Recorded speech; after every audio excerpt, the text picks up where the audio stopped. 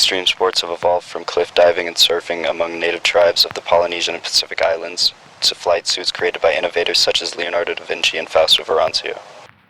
Surfing in 1950s California led way to skateboarding. During this time, extreme sports became a new leisure movement imbued with an individualistic and anti-competitive as well as anti-capitalistic ethos. With estimations of 22 million consumers of extreme sports made up of roughly 70% active participants and 30% viewers, the scope of the extreme sports domain is likely to change, either expanding or contracting. Considering as extreme sports all activities that allow individuals to push their individual limits in terms of skills, endurance, and performance, to push their individual physical and psychological limits.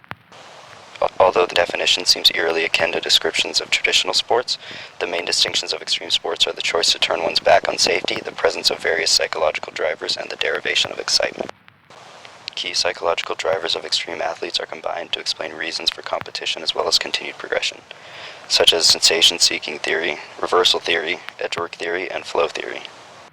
Reversal theory poses many situations of opposing states of being, the most important of these to all athletes being the telic/paratelic states, with those in a telic state being more serious or goal-oriented, such as nervousness prior to training under new conditions or competing, and paratelic states being somewhat the opposite, in which they consider solely performing the activity sufficient, such as simply messing around with maneuvers in practice.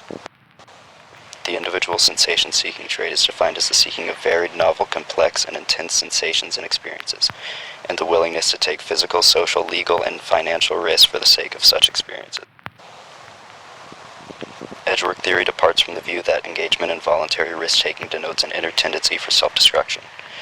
Rather, engagement in risky situations is a source of enjoyment, not when individuals find themselves out of their control. Instead of this, it comes from a necessity to pursue one's boundaries.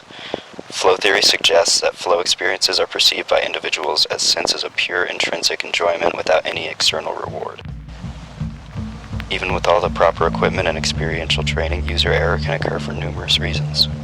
In the case of base jumping, these miscalculations often come in the form of packing canopies improperly, malpractices related to proximity to large objects, poor consideration of climate conditions, twisted parachutes, as well as improper bodily form, such as not maintaining ocular focus on the horizon line. Adding to the danger of user error in extreme sports, various elemental and geographic features prevalent in these sports often lead to miscalculations with higher risk. Having outlined the dangers of extreme sports and psychological drivers of wishing to continue performing high-risk acts, I would like for you to come to a verdict of whether inherently unsafe sports should be televised by national and international media organizations.